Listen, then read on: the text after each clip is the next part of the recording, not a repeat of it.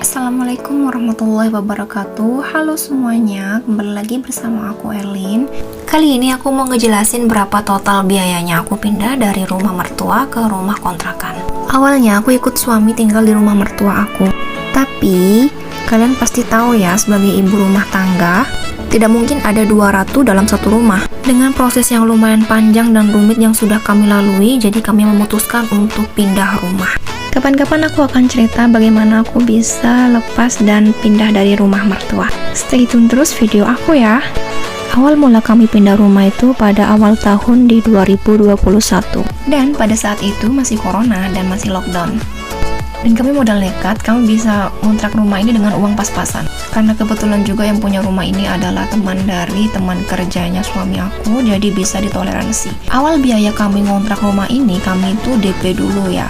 Jadi sisanya bisa dibayar kalau kami sudah punya uang. Harga kontrak setahun rumah ini yaitu 3 juta rupiah. Dan sekarang udah 2023, udah masuk 3 tahun kami mengontrak di rumah ini. Dan gak sampai di situ aja, biayanya kami juga harus mengeluarkan uang untuk renovasi rumah ini. Banyak sisi atau sudut rumah ini yang harus kami perbaiki lagi. Ini adalah tampak luar dari rumah kontrakan aku.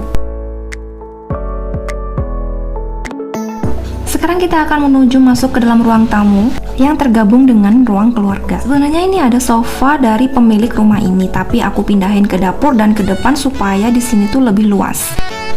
Oke guys, sebenarnya ini nggak buruk banget ya. Namanya juga kontrakan murah, setahunnya 3 juta. Tapi aku sama suamiku dan anakku sangat senang sekali tinggal di rumah sendiri karena kami bisa bebas melakukan apapun dan berekspresi apapun di rumah kami. Dan kami alhamdulillah sangat bersyukur bisa tinggal di rumah yang layak dan tidak tinggal di kolong jembatan. Untuk karpet motif macan ini dikasih sama mertua. Oke, kalian pasti bertanya-tanya itu kenapa temboknya beda kayak gitu. Aku sendiri kurang tahu karena yang punya rumah yang bikin kayak gitu. Sebenarnya nggak enak dilihat, tapi mau gimana lagi. Dan sebenarnya jendela itu sama seperti jendela ini, sama panjangnya. Untuk lantainya kami tuh beli karpet yang sejenis vinil tapi bukan vinil. Yaitu kayak karpet yang ada di pasaran yang semeternya itu harganya cuma 10.000. Sekarang kita lihat ke kamar utama. Ini satu rumah ada 2 kamar. Ini yang kamar utama aku pakai untuk studio ala-ala atau studio mini aku. Dan kalian bisa lihat ini temboknya udah kayak gini. Ini jendelanya untuk penerangan aku kalau lagi ngonten. Dan tada, ini dia spot favorit aku, tempat skincare. Oke, kita beralih. Ini dia background ala-ala aku bikin sendiri backgroundnya. Dan ini adalah kaca pemberian dari mama aku. Jadi enak kalau aku ngonten tuh bisa sambil lihat kaca. Ini juga ada rak skincare pemberian dari mama aku untuk tempat-tempat skincare dan mic. Dan aku tuh nggak pernah tidur di kamar ya, jadi kamar ini aku gunain untuk tempat kasur aja. Dan untuk temboknya awalnya itu kotor banget, jadi aku pasangin wallpaper aku beli di Shopee. Harganya murah banget kalau nggak salah, per 10 meter itu 29.000. Oke, sekarang kita lanjut ke kamar yang kedua. Kamar ini tuh lebih tepatnya yang sering aku buat sholat dan setrika. Dan ini tempat lemari kita buat ganti baju. Karena kami juga masih ngontrak, apalagi di sini udaranya dingin, jadi kami tuh cuman punya lemari plastik untuk menghindari jamur-jamur yang menempel pada lemari kayu. Dan kalian bisa lihat ini tuh wallpapernya itu nggak sama ya. Rencananya aku mau tempelin wallpaper ini tuh di dapur.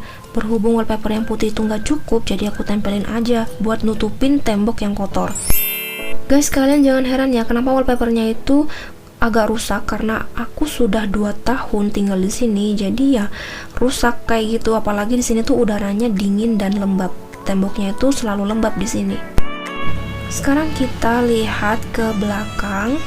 Lantai dapur aku ini tuh cor-coran dan ada sofa di sini. Sebenarnya itu sofa tadinya ditaruh di depan ruang TV, tapi karena sempit jadi aku pindahin ke belakang dapur. Dan ini ada mainan anakku yang tidak tahu harus taruh di mana saking banyaknya.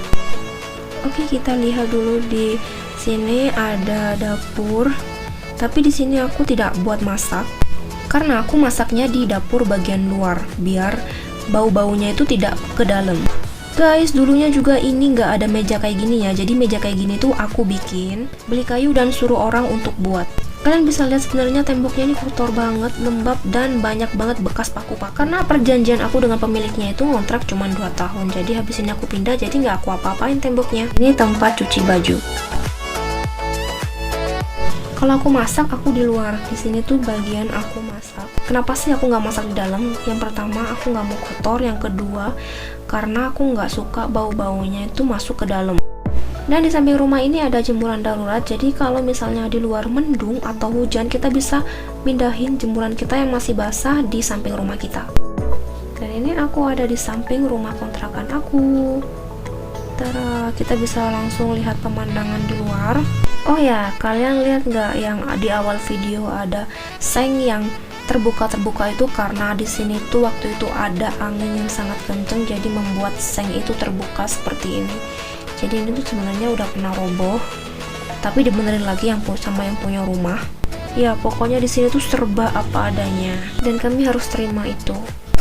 Dan ini kondisi kamar mandinya. Oh ya, water heater itu aku juga baru pindah, nggak punya. Jadi kami secara bertahap membeli apa yang kami butuhkan, karena kalau nggak ada air panas di sini itu sangat dingin. Dan nggak mungkin juga kita tiap mau mandi harus rebus air dulu. Oke, sekian dulu video dari aku. Makasih yang udah nonton. Jangan lupa subscribe, komen, dan like. Bye-bye.